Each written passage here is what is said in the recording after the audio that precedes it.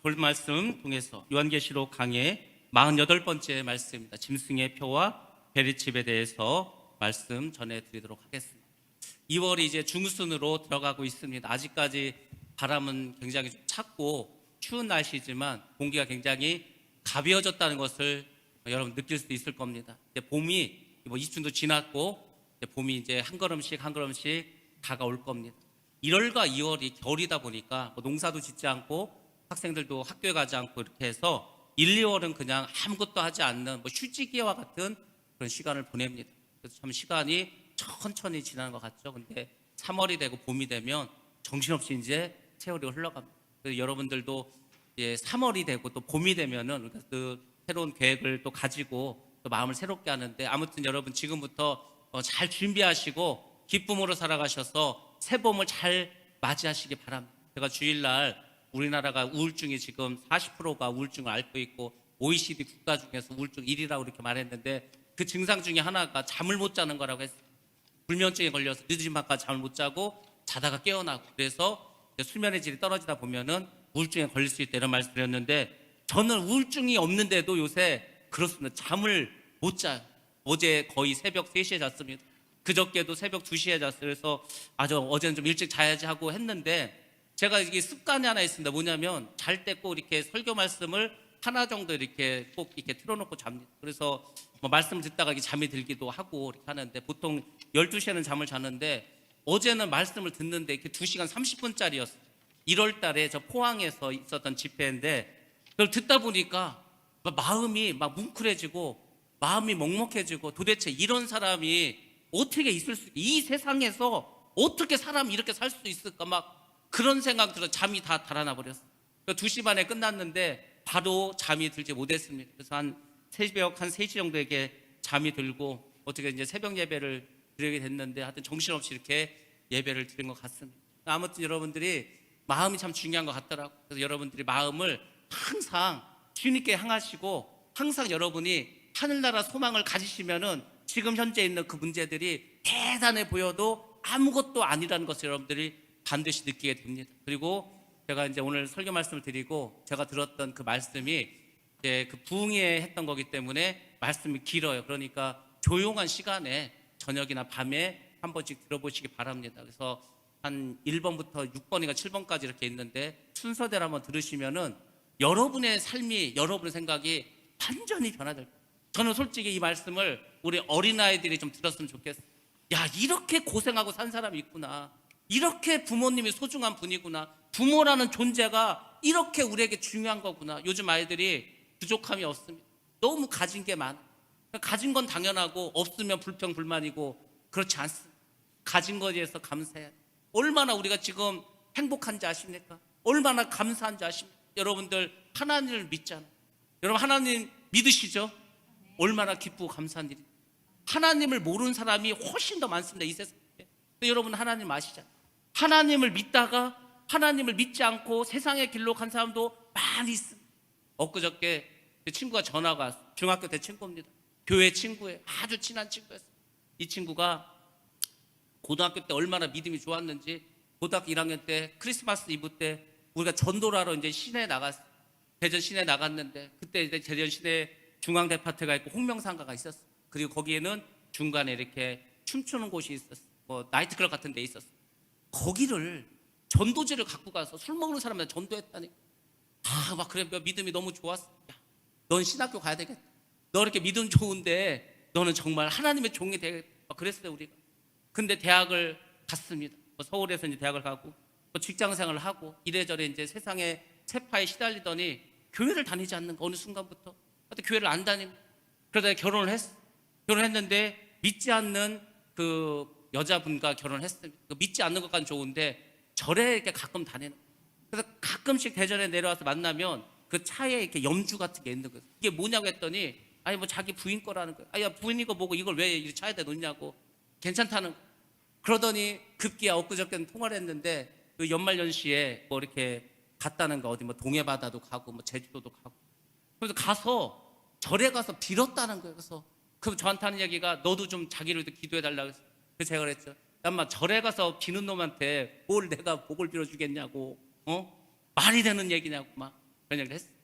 근데 참 이렇게 믿음이 떠나니까 다시 오기가 쉽지 않더라고요. 그러니까 여러분들이 지금 이렇게 예수를 믿고 수요일 저녁에 교회 나와서 예배를 드리고 또 이렇게 예배 나올 수 있는 환경이 조성돼 있고, 만약 또 코로나 심해서 못 오게 하면은 집에서 유튜브로 드려야 되지 않습니까? 직접 교회 나와서 또 찬양도 이렇게 은혜스럽게 말씀도 듣고, 이 한 시간이 얼마나 복된 시간인지 모릅니다. 그러니까 우리가 지금은 당연하게 예배를 드리지만 이 당연한 것이 나중에는 그게 참 은혜스럽고 좋은 때였구나라고 여러분들이 추억할 때가 옵니다. 그래서 오늘 예배도 여러분들 한 시간 정도 이렇게 드린 예배지만은 마음을 다하고 뜻을 다하고 정성을 다해서 예배 드리면 반드시 하나님의 은혜가 오늘도 우리에게 임할 줄로 믿습니다. 예, 오늘 이제 드디어 짐승의 표에 대해서 말씀을 드리도록 하겠습니다. 짐승의 표, 요한계시록에서 아주 중요한 주제 중에 하나입니다. 많은 사람들이 이것에 대해서 관심이 많습니다. 그래서 이제 저도 이제 자료를 찾아보고 유튜브에 들어가서 여러 가지 강의를 보고 이렇게 하는데 어마어마하게 많습니다. 짐승의 표에 대한 그런 그 자료는 엄청나게 많이 있습니다. 근데 제가 이제 특별한 거를 한번 구별해 봤어요. 우리가 정통이라고 하는 교회가 있습니다. 정통교회에서 이렇게 요한계시록을 해석하시는 분들, 목사님들을 이렇게 보면은 거의 성경대로 이렇게 해석을 합니다. 무리가 없어요. 딱 들어도 절대 무리가 없습니다. 근데 신기하게 이단 쪽에서 말하는 걸 이렇게 들어보면은 뭔가 자꾸 더해요. 성경에 나와 있는데 그거 말고 자기들만 알고 있고, 하나님께서 자기들에게만 특별하게 은혜를 줘서 자기들만 특별히 이것을 깨달았다고 하면서 이야기를 많이 덧붙입니다. 요한계시록, 모든 성경이 마찬가지지만 특별히 요한계시록은 성경을 기준으로 해서 해석을 해야 돼요. 벗어나면 이단이 됩니다. 이단이 너무나 많은 것을 이야기하면서 때가 마지막이 되었다, 우리가 이 세상을 이제 종말이 다가온다, 그러니까 주님을 맞이해야 된다, 거기까지 우리하고 똑같죠. 근데 하나 더 나가서 두려움을 줍니다. 여러분들, 종말을 말하면서 마지막 때를 말하면서 두려움을 자극하면은 그건 이단이 하는. 정통은 뭔지 아십니까? 정통은, 성경은 뭘 말씀하시는지 아십니까? 마지막 때가 되면 예수를 믿는 우리는 기쁨의 날입니다. 왜? 혼인잔치 날이니까. 여러분들, 인생에서 결혼식 하는 날이 얼마나 기쁘고 좋은 날입니다. 우리는 주님과 결혼을 하는 날입니다. 믿지 않는 사람들은 그때가 멸망의 날이고 지옥 간 날이니까 당연히 두려운 날이겠죠. 그러니까 여러분들 꼭 기억하시기 바랍니다. 요한계시록을 들어서 내 마음에 더 믿음이 생기고 더 하늘에 대한 소망이 생기고 주님이 오실 일을 고대하는 마음이 생기면, 여러분 말씀을 잘 들으신 거예요. 정말 정통적인 말씀을 들은 겁니다. 근데 말씀을 들었는데 괜히 두려움만 생기고, 야 이제 어떻게 하냐, 내가 뭐 직장 생활을 이거 할 필요가 있냐, 내가 공부를 할 필요가 있냐, 이런 마음이 들면 그것은 뭔가 잘못된 것입니다. 그래서 여러분들이 요한계시록에 대해서는 특별한 지식을 더 많이 가져야 합니다. 자, 요한계시록하고 마지막 때를 우리가 말할 때 짐승의 표와 관련된 논란은 지금도 여전히 많이 있습니다. 이게 요한이 계시록을 썼던 그 1세기부터 지금까지 2000년을 흘러오면서 도대체 짐승의 표가 뭐냐, 적그리스도는 누구냐, 이런 거에 대한 것은 계속해서 논란이 있었어요. 아마도 예수님께서, 주님께서 다시 이 땅에 오실 때까지 이 논란은 계속 될 줄도 모릅니다. 물론 이거 말고도 요한계시록에서는 논란이 될 만한 이야기가 많이 있습니다. 언제 휴거가 있을 것인가, 적그리스도는 누구고 언제 나타날 것인가, 그리고 예수님의 재림은 언제 일어날 것인가, 그리고 천년 왕국이라는 게 있는데 도대체 그것은 무엇을 말할까, 많은 논란거리가 있습니다. 그래서 제가 이제 요한계시록을 하면서도 제가 말했죠. 저는 뭐 특별한 걸 말하지 않습니다. 그냥 성경에 있는 대로 많은 사람들이 뭐 상식적으로 일반적으로 아는 그 정도 선에서만 말씀을 드립니다. 그리고 나중에 정말 급박하고 뭔가 이제 하나님 사인이 보였다, 그러면 그때 더 추가적으로 말씀을 드리도록 하겠습니다. 아무튼 논란의 주제가 되는 것은 성경을 관점으로, 성경을 중심으로 균형 있게 해석하고 정리하는 것이 중요합니다. 그리고 여러분은 정말 잘 알고 계셔야 돼요. 많은 사람들이 신천지에 넘어갔죠. 왜 넘어간지 아십니까? 요한계시록 때문에 넘어갔어요. 우리 교회는 요한계시록을 말하지 않습니다. 저는 요한계시록에서 아무것도 알지 못합니다. 근데 그 신천지 가서 들었더니 세상에 막 성경이 막 열리고 눈이 열리고 내가 신앙생활 그동안 헛되고 여기가 진짜고, 사람들이 다 요한계시록 때문에 넘어갔습니다. 그 이유가 뭔지 아십니까?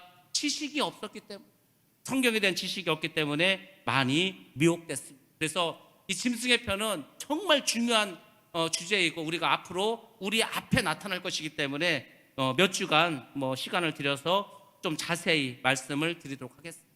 과연 짐승의 표는 무엇인가? 짐승의 표는 어떤 역할을 할 것인가? 또 짐승의 표는 왜 중요한가? 이런 것에 대해서 성경을 중심으로 해서 말씀을 드리도록 하겠습니다.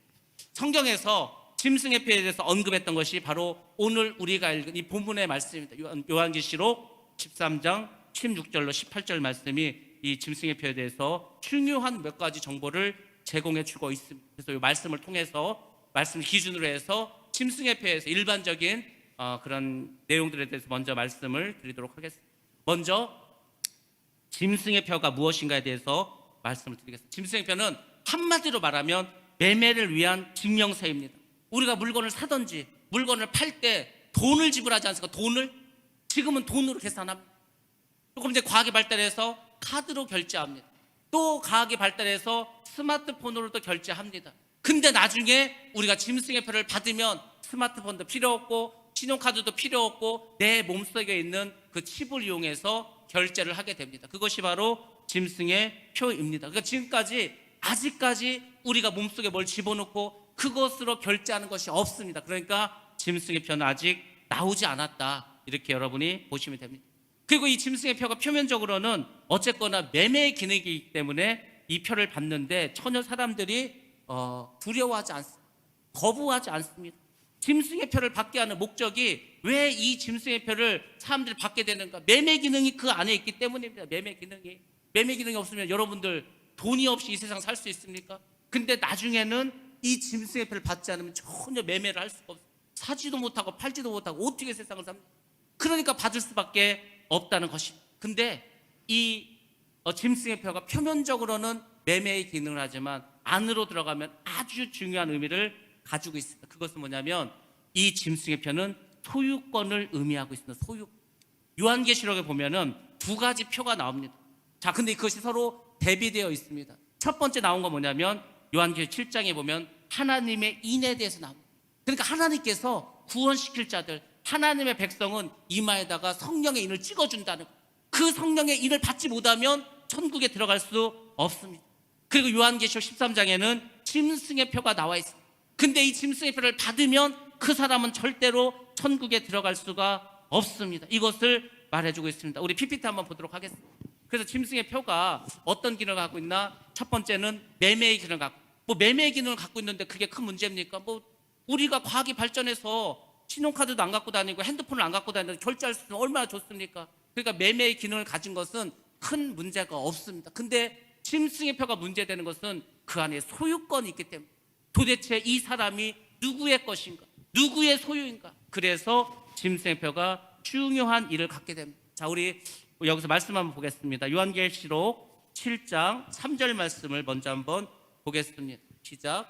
이르되 우리가 우리 하나님의 종들의 이마에 인치기까지 땅이나 바다나 나무들을 해하지 말라 하더라. 아멘.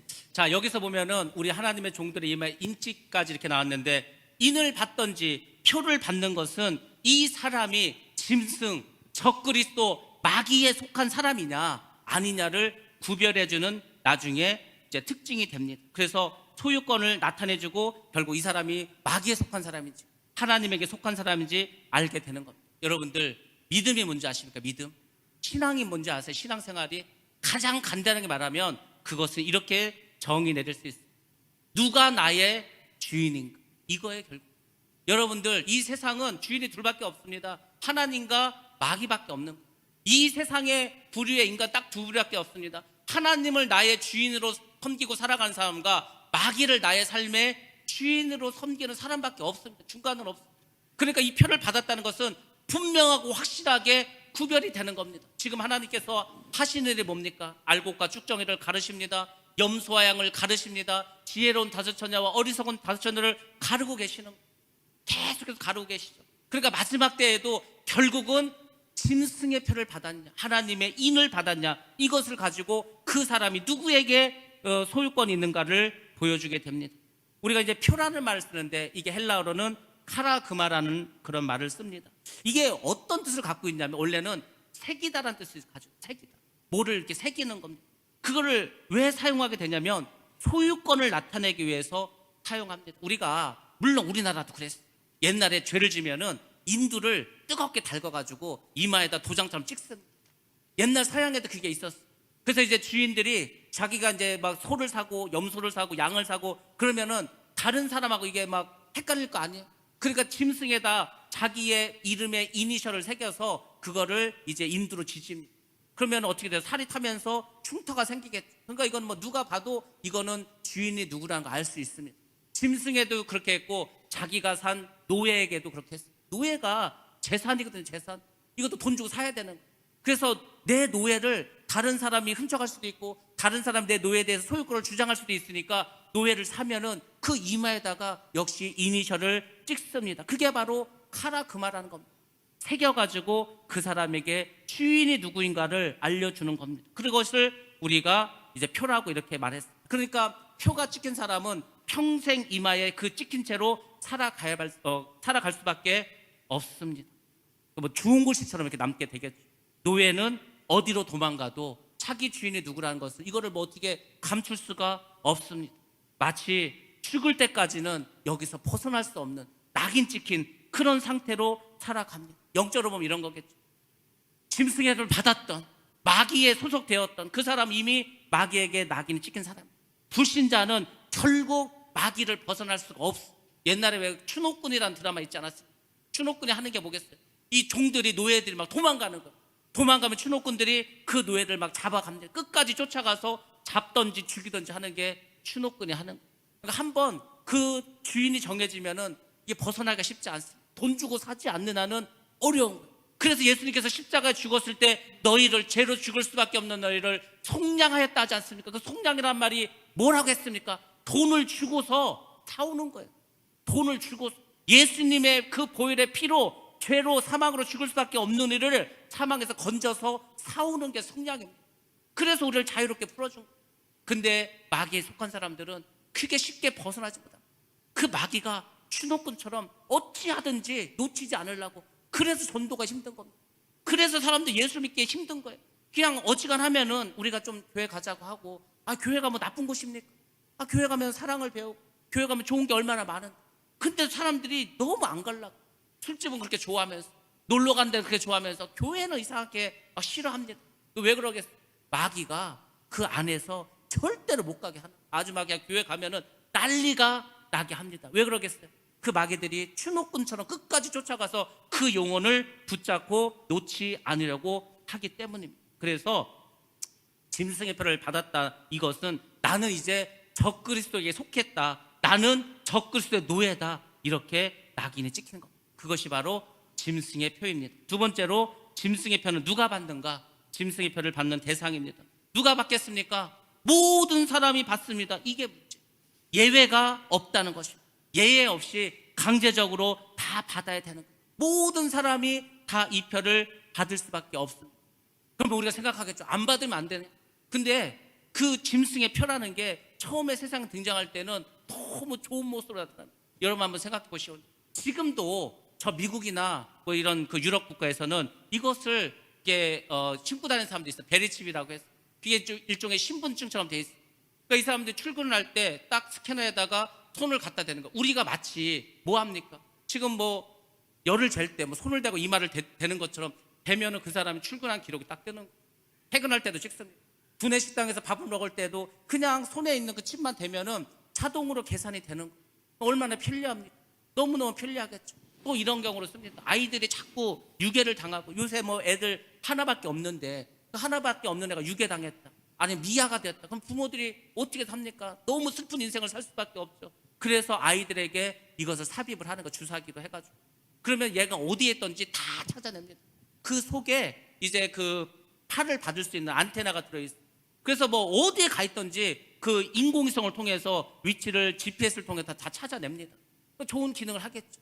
치매에 걸린 노인이 다 우리 집에다가 이렇게 모셔놔도 어느 순간에 나가버리는 거예요. 어디에 갔는지 뭐 그런 거 찾을 길이 없는 거예요. 그러니까 이제 이 치매에 걸린 노인에게도 이 칩을 삽입하는 거예요. 어디에 있는지 다 찾아내게 됩니다. 그러니까 이렇게 좋은 기능이 있다는 걸 선전하겠죠. 이 칩을 받으면 지갑을 가지고 다니지 않아도 됩니다. 내가 카드를 가지고 다니지 않아도 됩니다. 이 속에 내 몸속에 나를 증명할 수 있는 모든 서류가 있어. 나의 뭐 의료 기록도 다 들어있어. 그러니까 얼마나 좋겠어. 그러니까 사람들이 이거 좋은 거네. 저거 있으면 되게 편하겠는데. 근데 나중에는 그 칩을 받아야만 물건을 사고 팔 수 있다는 거. 그건 뭐 당연히 받아야 되겠죠. 그래서 많은 사람들이 이 짐승의 표를 받을 수밖에 없습니다. 마귀가 그렇게 머리가 나쁘지 않습니다. 마귀가 그렇게 허접한 존재가 아닙니다. 마귀도 사람들이 이것을 받게끔 뭔가 이렇게 좋은 것을 사탕 발림을 해줘야 될 거 아니에요. 그래야 사람들이 받을 거 아닙니까? 그래서 많은 사람들이, 모든 사람이 받도록 이제 선전을 잘 하게 됩니다. 우리가 코로나를 지금 살아가고 있습니다.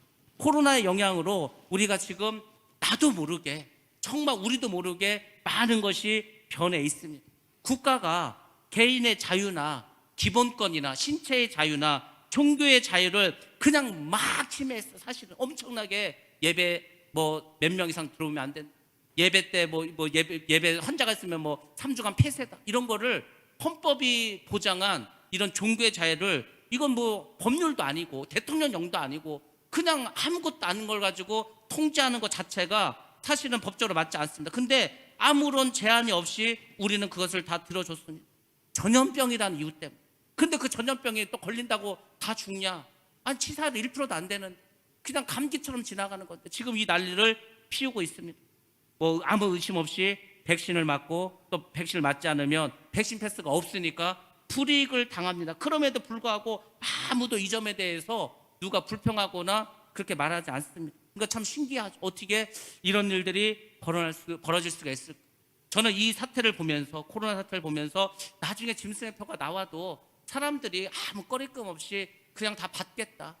뭐 그렇지 않겠습니까? 물건을 사지 못하는데, 팔지도 못하는데. 그러니까 지금 어찌 보면은 짐승의 표를 받기 전에 뭐 무슨 정말 예행 연습을 한 것 같아요. 전 세계 모든 사람들이 뭐 아무 거리낌 없이 백신을 맞는 것처럼 나중에 짐승의 표도 그렇게 받지 않을까. 지금 전 세계적으로 우리나라도 이제 80% 이상이 이 백신을 맞았습니다. 짐승의 표는 80% 이상이 아니고 90% 이상이 아마 받을 겁니다. 훨씬 더 이거는 중요한 거기 때문에 우리가 이 코로나를 겪으면서 아주 이제 재밌는 이야기들이 많이 나왔어요. 근데 그 중에 하나, 여러분들도 이제 전에 봤겠지만 이 주기도문을 통해서 이 지금 백신, 이 코로나 사태를 이야기한 그런 기도문이 한때 많이 돌아다녔어요. 혹시 못 보신 분들을 위해서 제가 한번 코로나 그 주기도문 한번 읊어드리도록 하겠습니다. 하늘에 계신 하나님, 우리가 얼마나 거짓에 막말을 했으면 입을 마스크로 틀어막고 살라 하십니까? 그러니까 코로나 기간 다 마스크 쓰지 않습니까? 그러니까 하나님께서 너희가 맨 거짓말만 하고 너희가 늘 악한 말만 하니까, 막말을 하니까 입을 닫아라. 그래서 하나님께서 마스크를 쓰게 했다는 겁니다. 얼마나 다투고 시기하고 미워했으면 거리를 두고 살라 하십니까? 처음에 뭐 2m라고 하지 않았습니까? 2m 이내에 들어가지 말라는 거, 거리를 두라는 겁니다. 그러니까 또 그렇듯하죠. 또 이런 것도 있습니다. 얼마나 손으로 나쁜 짓을 많이 했으면 어딜 가나 손 씻고 소독하라 하십니까? 우리가 들어가는 데마다, 엘리베이터 안에도 건물 안에도 어디를 가든지 간에 전부 거기 뭐가 있습니까? 손을 씻고 소독약이 있습니다. 왜? 우리가 이 손으로 얼마나 나쁜 짓을 많이 했으면 그럴까? 또 우리가 얼마나 열 올리고 살았기에 가는 곳마다 체온을 체크하고 살아야 합니까? 가는 곳마다 체온을 체크하지 않습니까? 건물에만 들어가면 우리가 너무 열내고 사니까. 여러분도 열내고 살 필요 전혀 없어요. 뭐 열내고 삽니까? 열낼 필요가 하나도 없어요. 그냥 숨 한번 크게 쓰시고 그냥 헛웃음 한번 웃으시고 넘어가면 되는 거예요. 근데 그거를 내가 못 이겨서 순간적으로 이렇게 화를 막 내버리면은, 내가 화를 냈기 때문에 더 큰 화가 오는 거예요. 사실은 그냥 지나가면 별거 아닌데 일단 화를 내면, 그렇잖아요. 사람이 일단 화를 냈는데 그게 확 사라집니까? 막 벌써 피가 끓어올랐는데 한번, 그러니까 막 그 한 번 화를 내면은 그 한 번 낸 화 때문에 더 많은 화가 나는 거야. 막 나중에는 막 가슴이 터질 것 같고 막 심장이 막 벌렁벌렁하고 막 혈압이 터질 것 같고. 왜 그렇게 하는데? 아무것도 아니다. 그냥 시원한 찬물 한 잔 드시면은 다 넘어갈 수 있습니다. 우리가 너무 열을 많이 내니까 하나님이 어디든지 열재라고 막 체온계를 갖다 놓으셨어요. 얼마나 비밀스럽게 다녔으면 가는 곳마다 연락처를 적어야 합니까? 우리가 사실 그 개인정보거든요. 내가 언제 뭐 어디로 누구랑 갔다는 거를 기록에 다 남기잖아요. 식당 가도 남기고 건물에 들어가도 남기고. 그 엄청난 개인정보인데 그거를 뭐 자연스럽게 다 내놓고 있지 않습니까? 왜 그러겠어? 우리가 가지 말아야 될 곳을 너무 많이 돌아다니니까 하나님이 막 써놓는 거야. 니네 좀 생각해 보라고. 그리고 마지막에 노여움 거두시고 자비와 사랑 넘치는 행복한 세상으로 인도하여 주시옵소서. 이대로 살다가 핑 돌겠습니다. 이것이 코로나 이제 주기도문이었어요. 여러분들, 잘 우리가 보시기 바랍니다. 코로나라는 것은 여러 가지로 우리에게 보여줍니다. 근데 꼭 기억하실 것은 코로나가 만약에 종식이 되면 코로나 이전의 세상으로 가진 않습니다. 코로나 이후는 전혀 다른 세상으로 변화될 것입니다. 그러니까 여러분들이 그걸 잘 기억하셔야 돼요. 예수를 믿는 우리에게는 결코 좋은 세상이 되진 않습니다. 그래서 여러분들이 성령 충만해야 되는 거예요. 우리가 지금 전쟁이 일어났고 전쟁이 치열하면 여러분 어떻게 되니까 무기를 더 강력한 무기를 써야 될 거 아닙니까? 여러분에게 강력한 무기가 뭐겠습니까? 기도입니다. 기도하시기 바랍니다. 예배드리시기 바랍니다. 성령의 충만함을 받으시기 바랍니다. 그걸로 이길 거 아니면 다 넘어가는 겁니다. 여러분들 꼭 기억하시기 바랍니다. 아무튼 강제가 아니더라도 사회생활을 위해서 무조건 사람들이 표를 받게 됩니다. 만약에 거부하면 감옥에 갈 수 있습니다. 재산권 행사를 할 수 없습니다. 나중에 마지막으로 순교도 당할 수가 있습니다. 우리가 잘 아는 것처럼 이제 적그리스도가 정부를 만듭니다. 그 정부가 바로 신세계 질서에 의해서 세계를 하나로 통합해서 세계 통합 정부를 만들게 됩니다. 근데 그 정부가 평화로운 정부가 아닙니다. 강압적이고 독재 정치를 합니다.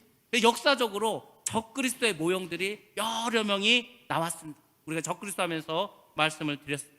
그 적그리스도의 모형들은 폭압적이었습니다. 자기를 막 하나님처럼 숭배하라고 이야기했습니다. 그리고 아주 독재를 강하게 했습니다. 대표적인 사람이 BC 164년에 나왔던 그 시리아의 왕이었었죠. 에파페네스 안티오코스 4세였습니다. 이 사람이 예루살렘을 쳐들어왔습니다. 성전을 점령했습니다. 그때 성전이 수르바벨 성전입니다. 이제 70년 그 포로 생활을 돌아와가지고 지었던 성전, 정말 보잘것없고 볼품없는 그런 솔로몬 성전에 비해서는 너무 빈약한 성전이었어요. 그래서 헤롯 왕이 그 유대인들에게 뭔가 조금 호감을 갖기 위해서 헤롯이 막 성전을 더 막 크게 해주고 막 했어요. 그래서 우리가 그것을 나중에 헤롯 성전이라고도 합니다. 아무튼 그것이 제2 성전이었어요. 근데 그 성전에 대해서 어떻게 했습니까? 돼지 피를 뿌렸어요. 돼지 피를. 유대인들은 돼지는 부정하다 먹지도 않는데 성전에다 돼지 피를 뿌렸어요. 이런 제단에다가 막 돼지 피를 뿌리고 막 그냥 막 뿌렸어요. 그리고 성전 안에다 제우스 신상을 세웠어요. 그리고 거기다 절하라고 했어요. 이거는 하나님을 모욕해도 보통 모욕한 게 아니죠. 근데 나중에 적그리스도 나타나면 진짜로 성전에 가서 자기를 하나님이라고 섬기라고 그렇게 이야기합니다. 그러니까 얼마나 폭압적이고 얼마나 독재인지 모릅니다. 그리고 AD 64년에 로마 황제가 있습니다. 로마 황제 중에 네로가 있어요. 네로는 기독교인들을 엄청나게 박해했어요. 이게 약간 지금으로 치면은 좀 정신적으로 문제가 있는 사람이에요. 소시오패스와 같은 사람이에요. 근데 그 네로가 자기가 시인도 아닌데 시상이 떠오르지 않는 거예요. 그래서 로마에도 막 불을 질러버립니다.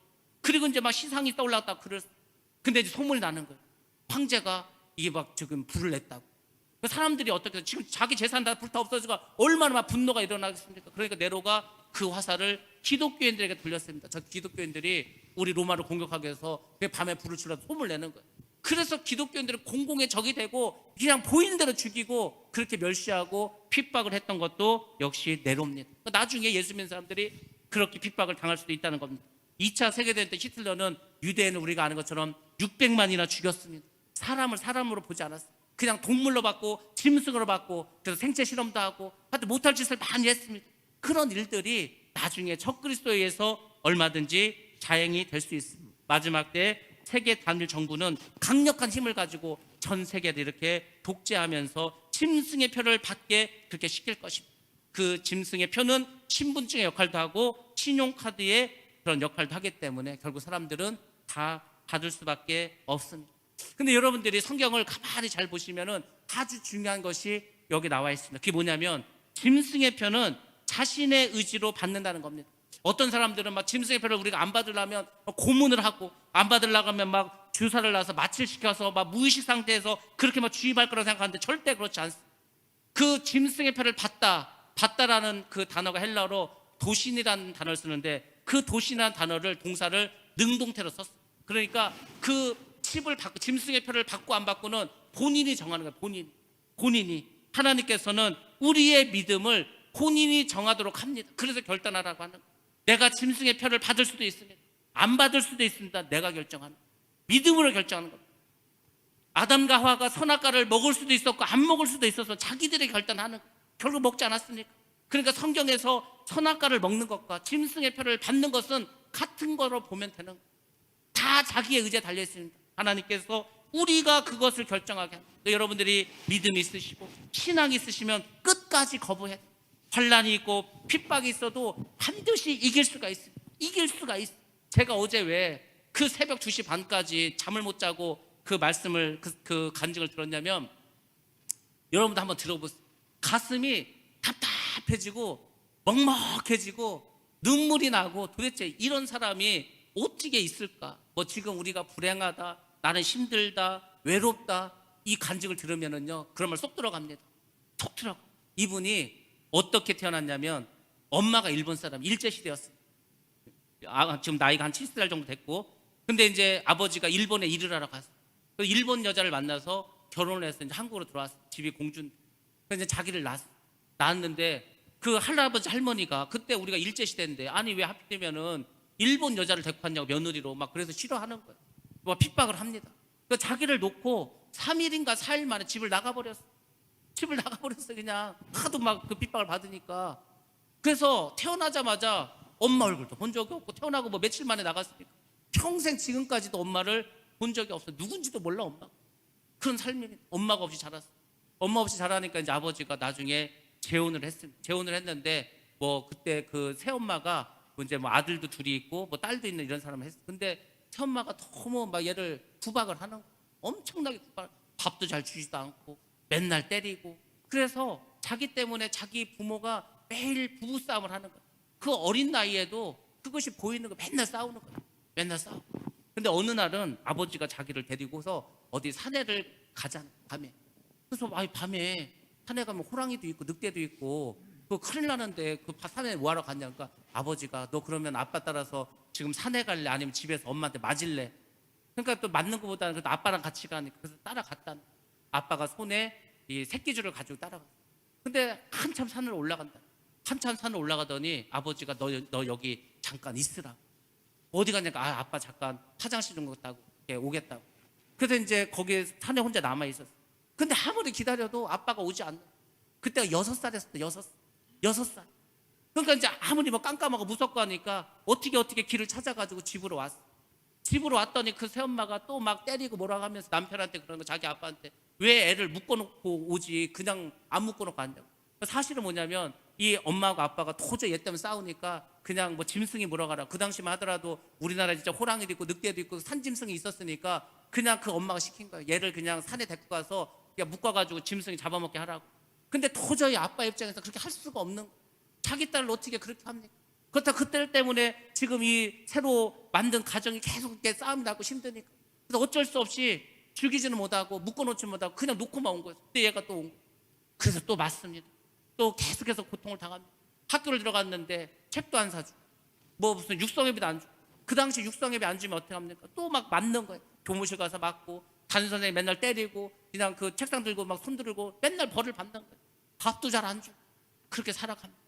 그러다가 초등학교 2학년 때 1학기 때 3월 달에 봄에 아버지마저 돌아가는 거예요. 그러니까 아버지가 있을 때에도 그렇게 고통을 당했는데, 그렇게 힘들었는데 아버지까지 돌아가시니까 얼마나 더 핍박이 힘들어졌겠어요. 근데 제가 중요한 얘기를 하나 빼놨어요. 그렇게 집에 왔는데 아버지도 이제 막 너무 화가 나가지고 그 새엄마하고 너무 심하게 싸웠어. 막 피를 흘리고 막 싸웠어. 그걸 보고 6살 애가 너무 놀래가지고 혀가 말려서 속으로 들어가 버렸어. 그때부터 벙어리가 된 거야. 6살 때부터 벙어리 인생이 됐어. 그러니까 말도 못하는 거야. 말도 못하지. 이건 완전히 천덕꾸러기가 돼버렸지. 새엄마는 계속 때리지. 그러니까 참 너무 힘든 거야. 거기다 9살에 이제 아버지가 죽으니까 너 이제 학교도 가지 말라는 거야. 그냥 가서 돈이나 벌라는 거야. 그 발도 못하는 애가 어디 가서 돈을 벌겠어. 그러니까 농사를 지으면은 농사 짓는 데 가서 이제 품팔이를 가는 거야. 그래서 자기는 미나리깡을 많이 갖다 놔. 어른들이 미나리를 이렇게 낫으로 캐면 그걸 묶어서 날르는 역할을 했어. 그러면 어른들이 주는 그 임금의 반을 받았다는 거야. 그러면 그 돈을 받아서 전부 다 엄마한테 갖다 줘. 그리고 이제 새참이 나오는데 새참이 나오는데 오전에는 찐빵을 2개 준다는 거야. 그럼 얼마나 배가 고프겠어. 집에서 밥도 잘 못 먹지. 일을 하고 있지. 한참 클 나이지. 근데 그거를 먹으면 안 돼. 왜냐면 그 새엄마하고 아빠하고 결혼해서 그 밑으로 또 동생 둘을 낳았다는 거야. 그러니까 새엄마가 너 그거 그 새참 받으면 그 찐빵 갖고 오라는 거야. 동생들 주라는 거야. 그래서 먹지도 못하고 자기는 하루 종일 일하고 제대로 못 먹고 그 간식도 갖다 줘야 되는 거야. 오후에는 또 건빵을 나눠줬다는 거야. 그 건빵도 먹어보지도 않다고 다 집에 갖다 줘야 되는 거야. 돈도 그다음에 그 찐빵도 그리고 건빵. 자기는 못 먹고 한 번 너무 배가 고파서 그 찐빵 속에 있는 팥을 조금 구멍을 파서 이렇게 팥을 좀 파먹었는데 동생들이 엄마한테 일렀다는 거. 아 이거 지금 없다고. 이거 지금 이 언니가 뭐 먹고 왔다고. 그래서 또 엄청 그렇게 구박을 받으면서도 살았다는 거. 9살 때부터 계속해서 학교도 그만두고. 그래서 15살이 됐어. 15살이니까 이제 엄마가 시집가라는 거. 시집가라. 시집가라. 아니 자기보다도 지금 오빠도 있고 언니도 있는데 왜 우애를 보내지 나를 보내려고 하냐고.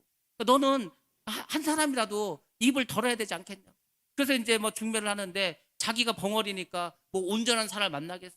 다 무슨 장애자들, 정신지체 뭐 이상한 사람만 소개하는 거야.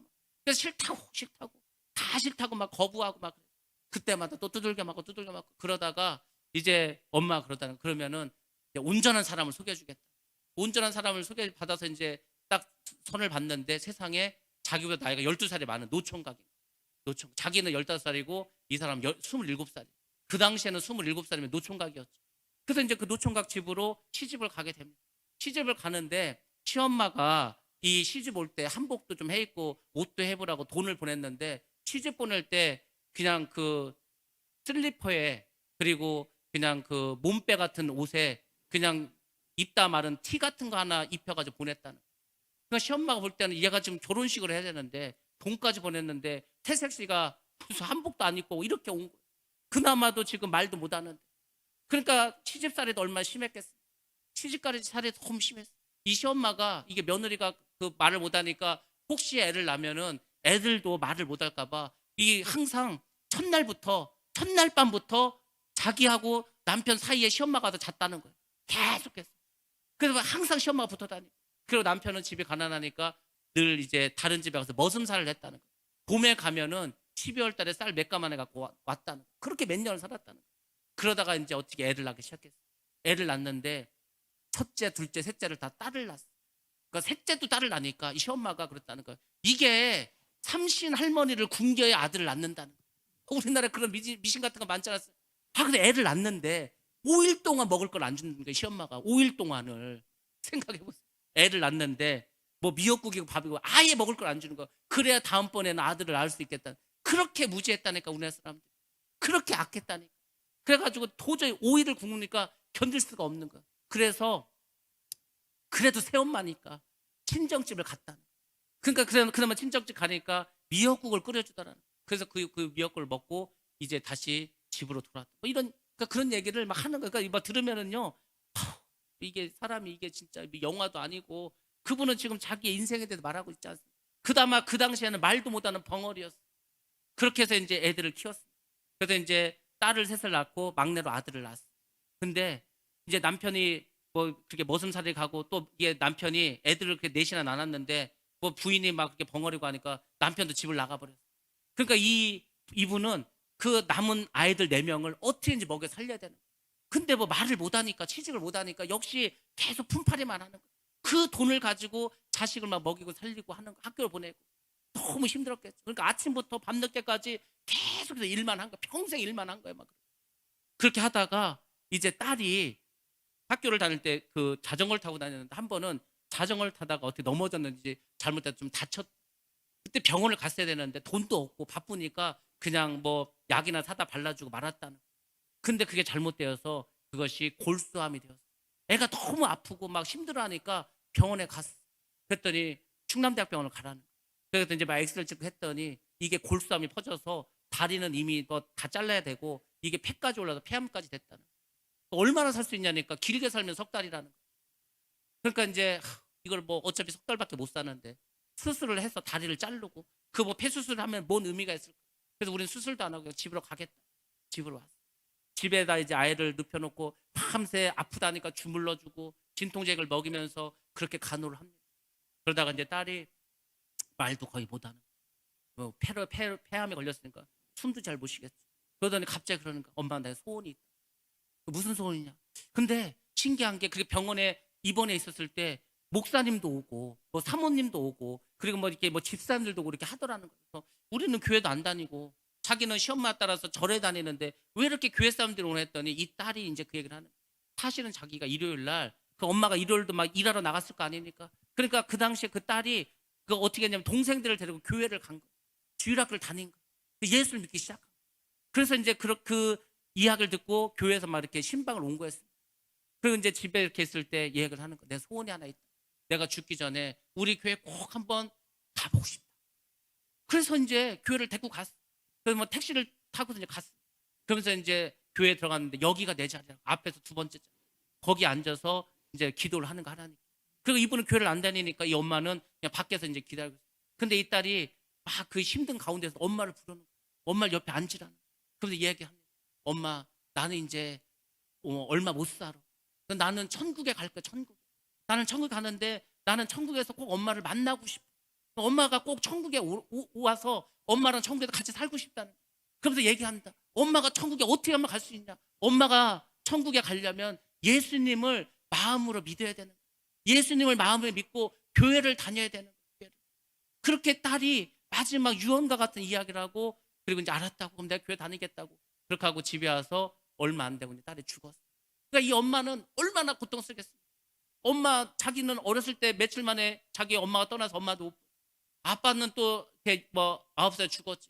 6살에 그렇게 부모가 자기를 죽이라고 했었지. 그 충격에 말도 못하지. 결혼했는데 시집살은 싫지. 아이들을 먹여 살려야 되는데 남편은 도망가 버리고. 그러니까 막 얼마나 죽고 싶겠어. 근데 자녀가 있으니까 죽을 수가 없는 거예요. 그러니까 그거는 굉장히 강했어. 내가 죽으면 우리 자식들은 누가 키우냐 이거. 그래서 그 힘들 가운데 또 돈을 벌고 하면서 어쨌거나 예수를 믿고 교회를 다녔어요. 그러다가 이제 이분이 기도를 그렇게 열심히 하고 신앙생활하고 믿음생활 하면서 드디어 하나님의 역사가 시작합니다. 그분의 그 저주스러운 삶이 축복의 삶으로 변화되기 시작합니다. 하나님께 기도할 때 응성을 주시고 그래서 이제 이 벙어리를 고쳐주신다니까. 말을 하게 되는 거예요. 기도를 많이 합니다. 전도도 많이. 그러니까 이분은 어떻게 해서든지 전도를 해서 어떻게 해서든지 복음을 전해서 하나님의 일을 해야 되겠다. 그 생각밖에 없는 거예요. 근데 뭐 가만히 보니까 자기가 이제 예배 시간에 뭐 헌금 바구니가 도는데 자기는 돈이 없어서 헌금을 못해. 그게 너무 부끄럽다는 거예요. 자, 내가 헌금을 해도 헌금을 못하는구나. 그 기도했더니 하나님이 그러면 네가 그 미꾸라지를 잡아서 팔아라. 그리고 네가 돈이 없으면 솔방울 주워서 팔아라. 뭐 그런 식으로 해가지고 그 돈을 모아서 헌금을 하고 하여튼 교회를 열심히 하고 그렇게 했어요. 그러다 하나님께서 은사를 주시고 아무튼 지금 그래서 어떻게 됐냐면 이분이 기도원 원장이 됐어요. 기도원 원장이 됐어요. 전 세계를 다니면서 복음을 전파합니다. 복음 전파한다니까요. 이제 나이 난 70이 되었고 그래서 이제 그 집회를 하면서 그 간증을 하는 그러면서 여러 가지 뭐 있었던 일 많이 있습니다. 제가 시간이 없어서 다 말씀을 드릴 수는 없고 아무튼 제가 그걸 들으면서 그 생각을 했어요. 아, 하나님은 정말 우리를 크게 쓰실 때 환난과 핍박을 주시는 거예요. 근데 그 환난과 핍박 뒤에는 이렇게 놀라운 것이 있고 여러분들 한번 생각해 보세요. 짐승의 표를 나눠주는데 그걸 받지 않으면 내가 재산이 있어도 하나도 쓰질 못하는 거예요. 그것을 뭐 전혀 쓸 수가 없습니다. 환난과 핍박이 있겠죠. 근데 그 환난과 핍박을 잘 견디면 하늘나라를 주시는 거예요. 그러니까 이분도 그렇지 않습니다. 그 고통스럽고 힘들고 어려운 가운데서도 끝까지 믿음을 지켰습니다. 그러니까 어떻게 되죠? 결국 하나님께서 놀랍도록 축복해 주지 않습니까? 벙어리가 말을 하게 되고 초등학교 2학년 1학기밖에 다니지 않은 그 학벌을 가지고 전 세계 다니면서 복음을 전하고 기도원 원장이 되고 많은 사람들에게 좋은 영향을 미치고 그런 사람이 되었습니다. 그러니까 여러분들도 지금 내가 힘들다. 몸도 아프고 병도 있고 인생이 고달프고 이분 한번 보시라니까. 이분이 말하는 걸 들어보면 우리는 아무것도 아니더라고요. 그리고 이분은 너무 인생이 고달팠기 때문에 이 세상에 욕심이 없어요. 이 세상에 다른 거에 뭐 옷이고 뭐 집이고 전혀 관심이 없습니다. 어떻게 하면 전도할까? 어떻게 하면 하나님께 더 드릴까? 그러니까 이분은 그럽니다. 어떻게 하면 내가 더 시간을 하나님께 드릴까? 어떻게 하면 물질을 더 드릴까? 어떻게 하면 나를 더 드릴까? 늘 그 생각만 하는 거야. 늘 그 생각. 그러니까 하나님 얼마나 기뻐하시겠냐? 얼마나 기뻐하겠어? 그래서 이제 짧게 하나만 더 드리자면은 천신의 권사님이 이제 죽어서 이제 천국에 갔다가 이제 다시 이제 하나님께 돌려보냈습니다. 깨어났어. 근데 그 현신의 권사님이 광고를 냈어. 그 분의 이름을 신문에 내서 뭐 벙어리고 어쩐데 이 사람 있으면 나한테 오라고. 그래서 이제 그분이 그 목사님이 어떻게 이제 그 기독교 신문을 보다가 아무리 봐도 자기 교회 성도 이야기를 하는 것 같아. 뭐 딸들 일찍 죽고 뭐 벙어리고 어쩌고. 그래서 어떻게 그 현신의 권사님이 서울에서 집회하는데 데려갔어. 데려가니까 딱 알아보는 거. 그러면서 내가 당신의 그 천국에 가서 당신의 생명책을 천국에 봤다는 거야. 거기에는 당신이 했었던 모든 게 다 기록되어 있다는 거야. 미꾸라지 잡아서 드리고 뭐 솔방울 잡아서 드리고 그분이 했던 모든 것들을 이분 달고 있더라는 거야. 왜? 자기가 보고 왔다는 거 생명책. 그러니까 여러분들 그랬잖아요. 우리가 이 세상에 했던 게 다 기록되어 있다니까. 여러분의 생각까지도, 여러분이 행했던 모든 것들도 하나님 다 알고 계시다니까. 그러니까 여러분들이 꼭 아시라 그랬잖아요. 하나님 다 보고 계신다고. 하나님 다 알고 계신다고. 그걸 믿는 거야. 그거를. 하나님 모르실 것 같습니까? 아세요. 여러분 힘들고 어려운 거 모르실 것 같아. 아세요. 여러분이 아픈 걸 모르십니까? 아신다니까. 아시는데 하나님이 두고 보시는 거예요. 왜? 하나님의 뜻이 있고 하나님의 계획이 있기 때문에. 그러니까 여러분들이 모든 것을 하나님께 맡기시기 바랍니다. 모든 결정은 하나님이 하시는 거예요. 하나님이 여러분의 주인이 되십니다. 그것이 믿는 거예요. 그것이 우리가 신앙생활을 하는 것입니다. 아무튼 우리가 마지막 때 어려운 일이 생길 수 있습니다. 힘든 일이 생길 수 있습니다. 그렇지만 여러분 생각해 보시기 바랍니다. 그 힘들고 어려운 일을 어떻게 하실까요? 타협하시겠습니까? 가장 무서운 게 타협입니다. 이놈의 마귀가 막 핍박을 해. 핍박을 하는데 이게 안 넘어가. 그럼 그 다음에 쓰는 게 뭐냐면은 달콤하게 유혹을 합니다. 타협하게 하는 거예요. 주기철 목사님도 그렇고 다 뭐 그 손양 목사님도 그렇지 않습니다. 이 마귀가 와서 순교하지 못하도록 합니다. 그러니까 이 마귀는 손양은 목사님이나 주기철 목사님을 어찌 보면은 순교시키지 않으려고 엄청 노력을 했어요. 근데 그분들이 믿음을 지켰기 때문에 순교하게 된 겁니다. 순교하지 않으면 어떻게 되죠? 타협할 수밖에 없죠. 타협하는 거예요. 타협. 그러니까 마귀가 마지막 때 우리라고 자꾸 타협하게 된다. 아이 뭐 남들도 다 그렇게 하는데 뭐, 아이 세상이 그런데 뭐, 다른 사람도 다 그렇게 하는데 뭐. 그러니까 그게 죄가 만연돼 버리는 거예요. 죄는 어떻게 퍼진다고 했을까? 누룩처럼 퍼진 거, 누룩처럼 누룩이 확 퍼져 버립니다. 그렇게 되는 거예요. 다 죄가 만연해지는 거예요. 지금 마지막 세상이 그런 세상이지 않습니까? 죄가 어마어마하게 만연되어 있습니다. 엄청나게 죄가 퍼져 있습니다. 근데 우리는 아이 뭐 우리만 그렇게 뭐 거룩하게 살 필요 뭐 있겠어. 남들도 다 그렇게 편하게 사는데 편하게 살면 좋죠. 근데 그게 타협이라니까. 근데 그게 마귀의 전략이라니까. 그래서 믿으면 다 떠나가는 겁니다. 여러분들 남은 인생이 좀 힘들 수도 있습니다. 믿음을 잘 지키다 보니까 내가 바보처럼 될 수도 있습니다. 내가 어려울 수도 있습니다. 내가 힘들 수도 있습니다. 근데 여러분들 예수를 잘 믿으면 하나님이 여러분을 지켜주십니다. 여러분은 좋은 곳으로 인도해 주십니다. 저 천국으로 붙잡아 주시고 그 천국에서도 정말 왕과 같은 그런 다스리는 입장에서 살아갈 수 있게 해 주십니다. 그러니까 여러분들 지금이 힘들고 어려워도 그냥 다 지나갑니다. 다 흘러갑니다. 우리가 천국 가면은 영원히 산다고 하죠. 영원히 사는 시간에 비해서 지금 우리의 인생은 너무 짧습니다. 지금 여러분들 벌써 막 50년, 60년, 70년 뭐 이렇게 살아오시지 않았습니까? 남은 생애는 그것만큼도 안 남았어요. 얼마 안 남았습니다. 우리 인생이. 이것만 믿음으로 여러분 잘 견디시고 이기시면은 저 영원한 천국에서 그 천국에서 왕과 같이 다스리는 입장에서 정말 그 하나님과 믿음의 사람들과 함께 영원 천국에 살 거 아닙니까? 그런 소망을 가지시고 오늘 이기시기 바랍니다. 타협하면 안 됩니다. 타협은 미혹입니다. 그러면은 넘어질 수밖에 없습니다. 여러분들 하나님 여러분을 지켜주신다고 약속해 주셨습니다. 여러분들 꼭 지켜주십니다. 아무리 힘들어도 여러분이 믿음에서 떠나지 않고 끝까지 하나님을 붙잡으면 하나님 반드시 여러분을 붙잡고 여러분을 보호하시고 천국까지 인도해 주실 줄 믿습니다. 2022년 여러분들 정말 성령의 권능을 받으시고 정말 하나님 기쁘시는 항상 기억하시고 내가 어찌 살아야 하나님 기뻐하실까? 내가 어떻게 하나님을 위해서 살아갈 수 있을까? 늘 그걸 생각하시면서 살아가시기 바랍니다. 우리가 존 F 케네디 대통령을 위대하다고 말하지 않습니까? 그 존 F 케네디가 대통령 취임할 때 뭔 얘기를 했습니까? 국가가 여러분에게 무엇을 해줄까 생각하지 말고 내가 국가를 위해서 무엇을 할까 생각하라고 그때 사람들이 막 우리와 같은 박수를 보냈습니다. 여러분들 지금부터는 하나님께서 나를 위해서 무엇을 해주실까 그건 너무나 많이 해주셨고 나중에 천국 가면 엄청난 보화가 있으니까 그거는 생각할 것도 없고 이미 말씀해 주시고 약속해 주셨으니까 여러분이 하나님을 위해서 교회를 위해서 어떻게 할 것인가를 생각하시고 그걸 가지고 기도하시고 그렇게 신앙생활 하시기 바랍니다. 좋으신 주님께서 여러분을 더 존귀한 자로 만들어 주시리라 믿습니다.